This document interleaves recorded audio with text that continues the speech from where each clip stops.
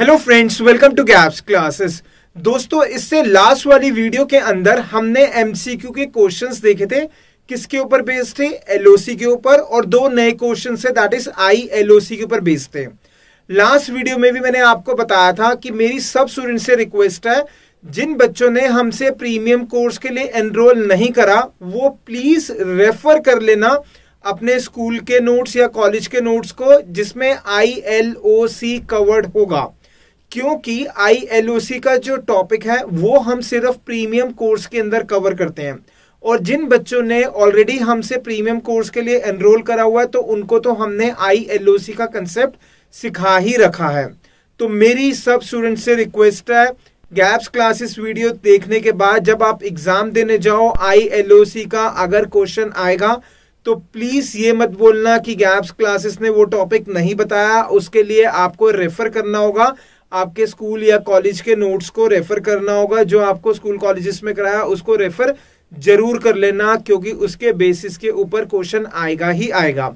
और जिन बच्चों ने गैप्स क्लासेस के नोट्स लिए हुए हैं, गोइंग फॉरवर्ड जो बुक के फॉर्म में कन्वर्ट हो जाएंगे, उसके अंदर आईएलओसी का टॉपिक गिवन है। अगर आपने आईएलओसी का टॉपिक गैप्स के नोट्स में से गोइंग फॉरवर्ड जो बुक में कन्वर्ट होगी, अगर आपने उसमें से पढ़ना है तो आप वो हमसे परचेज कर सकते हो। नंबर हमारा फ्लैश कर रहा है, आप कॉल करके व्हाट्सएप करके इंफॉर्मेशन ले सकते हो। इस वीडियो के अंदर भी हम एलओसी को आगे कंटिन्यू करेंगे। ये हमारी लास्ट वीडियो होगी एलओसी की। उसके बाद नेक्स्ट वीडियो में हम नया टॉपिक पढ़ेंगे। तो वीडियो को स्टार्ट करने से पहले मैं स्वागत करना चाहूंगा आपका गैप्स क्लासेस के चैनल में।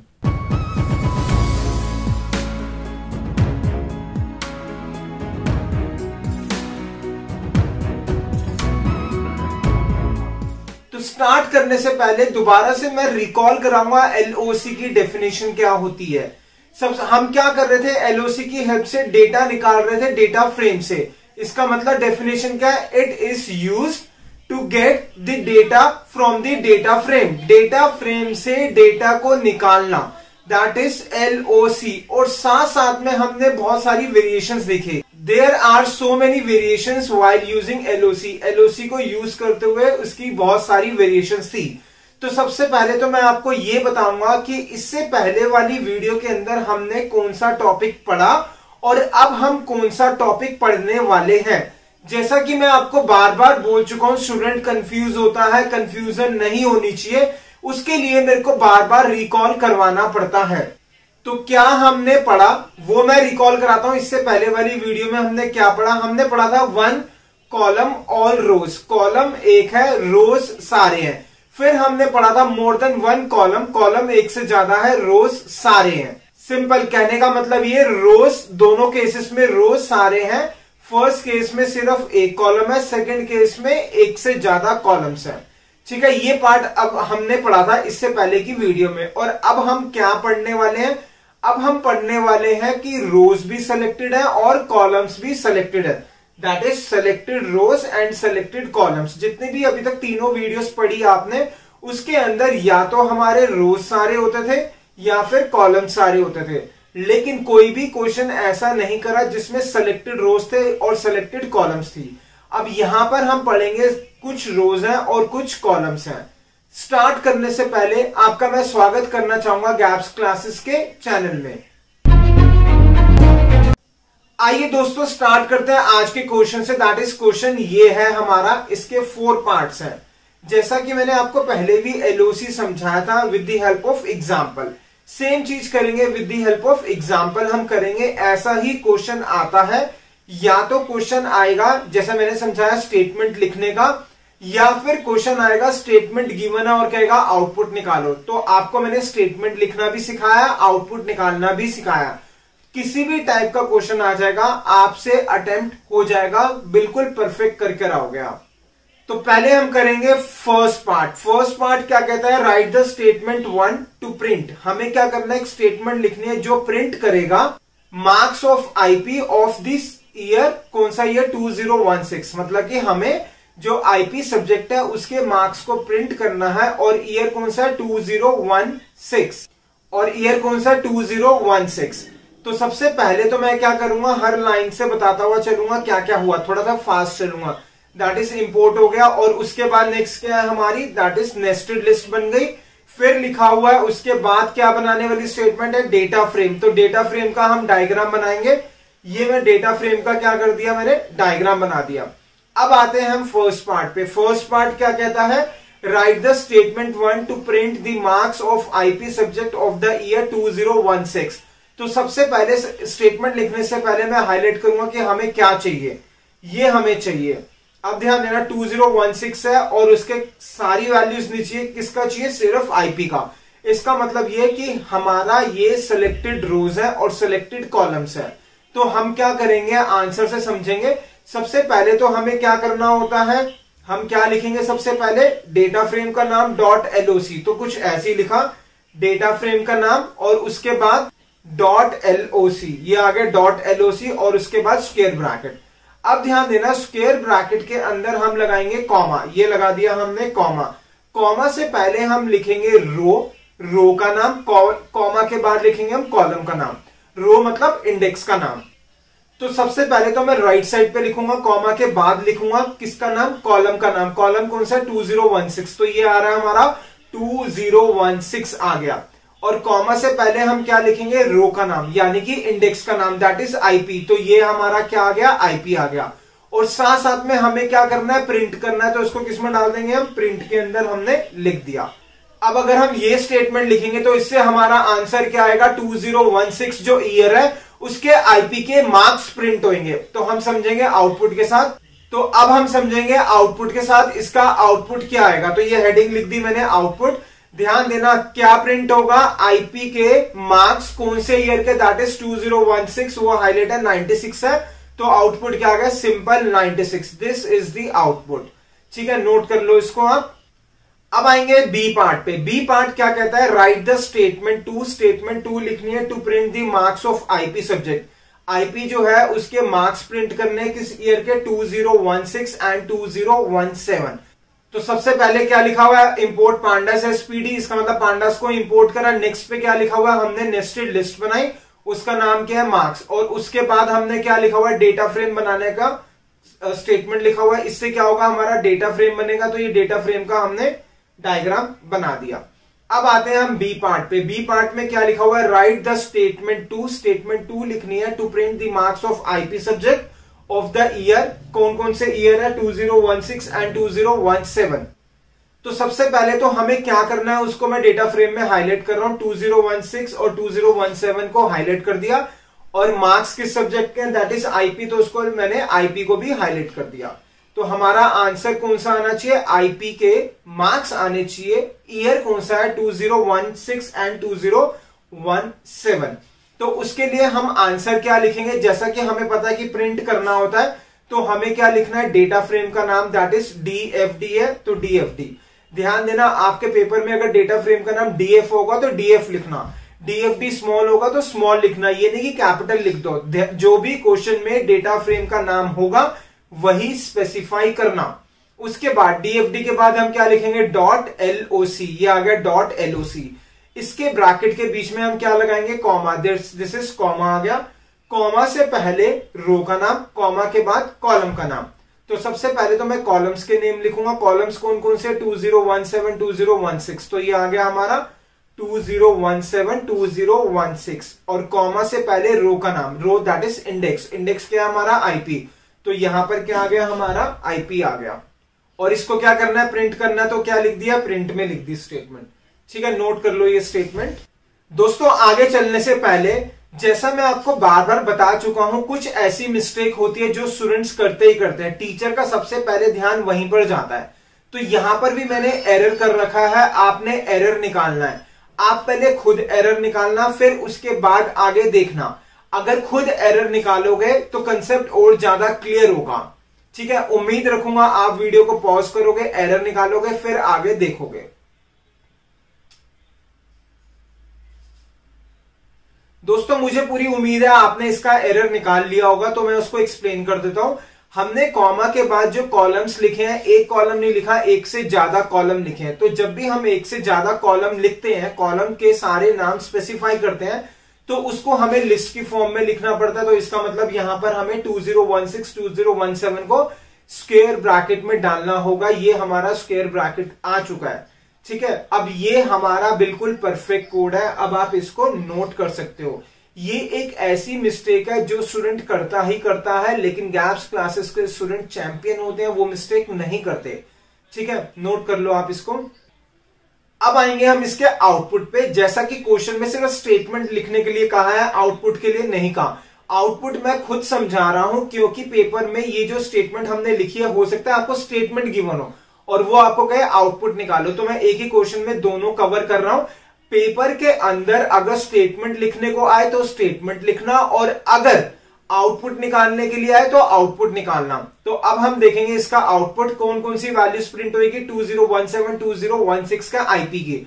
तो सबसे पहले तो मैंने क्या लिख दिया, आउटपुट, और उसके बाद आउटपुट में हम क्या लिखेंगे, पहले लिखेंगे 2016, ये आ गया हमारा 2016, और उसके नीचे क्या आएगा 2017, ठीक है। और किसके मार्क्स प्रिंट करने, 2016 2017 के आईपी के मार्क्स। तो दोनों के जो ईयर है उसके सामने हम आईपी के मार्क्स प्रिंट कर देंगे। ये कितना आ गया 2016 का 96 और 2017 का कितना मार्क्स है, दैट इज 100, ये आ गया। अब ध्यान देना, जो ये हम मार्क्स प्रिंट कर रहे हैं ये किसके कर रहे हैं, ये हम आईपी के कर रहे हैं। तो हम नीचे लिख देंगे नेम, ये आ गया हमारा नेम, किसके मार्क्स है, दैट इज कॉलन लगाकर लिख देंगे हम आईपी। तो ये लिख दिया मैंने, कॉमा कॉलन के बाद आईपी, फिर हम लगाएंगे comma D type. D type मतलब डेटा टाइप। डेटा टाइप क्या है, इंट 64, तो ये आ गया इंट 64। कोई भी डेसिमल में नहीं है तो इंट 64, अगर डेसिमल में होता तो फ्लोट आता, ठीक है। नोट कर लो आप इसको। ये है हमारा इसका आउटपुट, आप इसको अब नोट कर सकते हो। और दोस्तों ध्यान देना, जो रेड से मैंने लिखा हुआ है that is very very important. Student mistake करता है, नीचे वाली वैल्यूज प्रिंट नहीं, नीचे वाले जो लिखा हुआ नेम डी टाइप नहीं लिख कर आता, तो आपने ध्यान देना है, ठीक है। आप इसको नोट कर लो। क्या इसका कोई और दूसरी स्टेटमेंट भी है, जैसे मैंने पहले के क्वेश्चंस में आपको बहुत सारे अलग अलग वेज बताए थे, क्या इसका कोई और वे है, इसका कोई दूसरा वे नहीं है, this is the only way. अब हम चलेंगे आगे। वैसे तो हम लिख सकते हैं 2016 कॉलन 2017, लेकिन उसकी रिक्वायरमेंट क्या है, कॉलन हम जनरली तभी लगाते हैं जब एक रेंज आ जाती है, मतलब कहां से स्टार्ट हो रहा है, कहां से जा रहा है, एंड तक जा रहा है, तो वो सारे इंक्लूड होने चाहिए उसके बीच में जितने भी है, तो हम कॉलन लगाते हैं। यहां पर अगर आप लगाना चाहो तो लगा भी सकते हो, कोई पर्पज सॉल्व नहीं होगा, तो इसलिए वो मैंने इस वे को मैंने एक्सप्लेन नहीं करा। दोस्तों अब आएंगे हम सी पार्ट पे। C part, write the statement 3 to print the marks of IP and CS. इसमें हमें मार्क्स प्रिंट करने हैं आईपी के एंड सीएस के ऑफ द ईयर 2016 एंड 2017। हमें क्या करना है, आईपी और सीएस के करने, कौन कौन सी ईयर के, 2016 2017। अब ये एग्जाम्पल हमारा क्या है, एक से ज्यादा रो और एक से ज्यादा कॉलम का, ठीक है। तो हम क्या करेंगे उसको हम समझेंगे। जैसा कि हमें पता है कि हमें प्रिंट करना है डेटा निकालकर, इसका मतलब हमें एलओसी यूज करना है। उससे पहले मैं हाईलाइट करूंगा हमें क्या चाहिए, ये चाहिए 2017 2016 कौन कौन से सब्जेक्ट, आईपी और सीएस के, तो ये मैंने हाईलाइट कर दिया। तो अब समझेंगे इसका आंसर क्या लिखना है। सबसे पहले तो हम क्या लिखेंगे, डेटा फ्रेम का नाम। जैसा मैंने आपको अभी इससे पहले वाले पार्ट में बताया, जो भी क्वेश्चन में डेटा फ्रेम का नाम होगा वही लिखना, हर बार डीएफडी नहीं लिखना।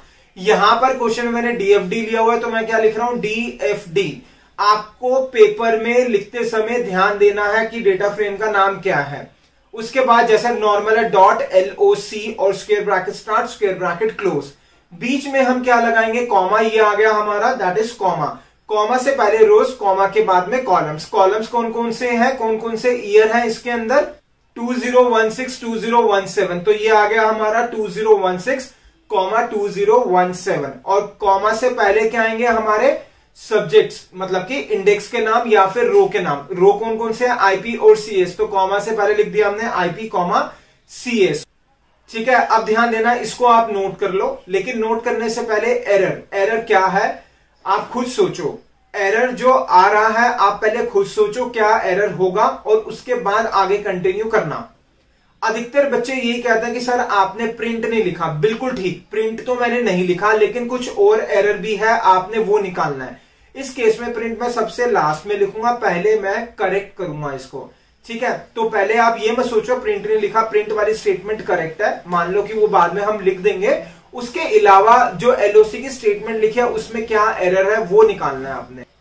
ध्यान देना, कॉमा के बाद 2016 2017 था, तो उसको हम किस फॉर्म में लिखेंगे, लिस्ट की फॉर्म में। ये आ गया हमारा स्क्वायर ब्रैकेट, दैट मींस ये क्या बन गया, हमारा लिस्ट बन गया। अब आप इसको नोट कर लो, प्रिंट लगा लेना, इससे पहले इस पूरे को प्रिंट में डाल लेना। ठीक है, यहां तक क्लियर। अब आएंगे हम नेक्स्ट पार्ट पे, लेकिन नेक्स्ट पार्ट पे आने से पहले दोबारा से एरर निकालेंगे। हमें दोबारा एरर निकालना है।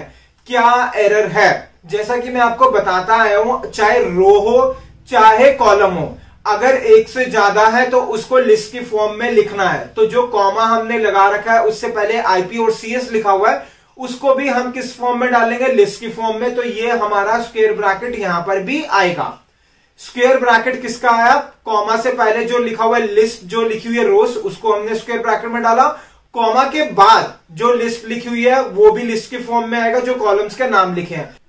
इन शॉर्ट कहने का मतलब ये है, एलओसी के बीच में आप कॉमा लगाओगे, कॉमा से पहले रोज लिखोगे, कॉमा के बाद कॉलम्स लिखोगे। अगर एक से ज्यादा रोज है तो उसको आप स्क्वायर ब्रैकेट में डालोगे, और अगर एक से ज्यादा हमारे क्या है, कॉलम्स है, उसको भी स्क्वायर ब्रैकेट में डालोगे। तो इसलिए मैंने आईपी और सीएस को भी स्क्वायर ब्रैकेट में डाला, और ईयर जो लिखे 2016 2017 उसको भी स्क्वायर ब्रैकेट में डाला। और अब हम क्या कर देंगे इसको, अब हम इस पूरे के आगे क्या लगा देंगे, दैट इज प्रिंट। ये आ गया हमारा print. Now this is the perfect statement. अब आप इसको नोट कर सकते हो। अब आएंगे हम इसके आउटपुट के ऊपर। ये लिखा हमने हेडिंग आउटपुट, जैसा डेटा फ्रेम के अंदर गिवन है वैसा ही आउटपुट आएगा, सेम एज इट इज। तो ये क्या आ गया हमारा 2016 2017, ये दोनों ईयर्स हमने लिख दिए। और उसके नीचे हम क्या लिख देंगे, आईपी आ गया, और साथ साथ में क्या आएगा, आईपी के नीचे साथ साथ में आ गया हमारा सीएस, आईपी के मार्क्स और सीएस के मार्क्स। तो ये आ जाएंगे हमारे आईपी के 2016 के नीचे किसके आएंगे, आईपी के, वैसे ही 2017 के नीचे आईपी के मार्क्स, और नीचे वाले में किसके मार्क्स, 2016 के सीएस के मार्क्स। तो ये आ गए सीएस के मार्क्स, और सेम किसके आ गए हमारे सीएस के marks 2017। Now this is the output, आप इसको लिख सकते हो। ठीक है, नोट कर लो इसको। दोस्तों अब हम सीखेंगे इसके ही सी के दूसरे तरीके कौन कौन से हैं। तो मैं दोबारा से वही लिखूंगा जो ऊपर लिखा हुआ था, जो समझाया था, दैट इज अनदर वे। नीचे वही स्टेटमेंट लिखूंगा एज इट इज जो इसके ऊपर लिखी हुई है। तो ये एज इट इज स्टेटमेंट आ गई। अब हम क्या करेंगे, इस स्टेटमेंट में कुछ मॉडिफिकेशन करेंगे। उम्मीद रखूंगा आप खुद मॉडिफाई कर सकते हो।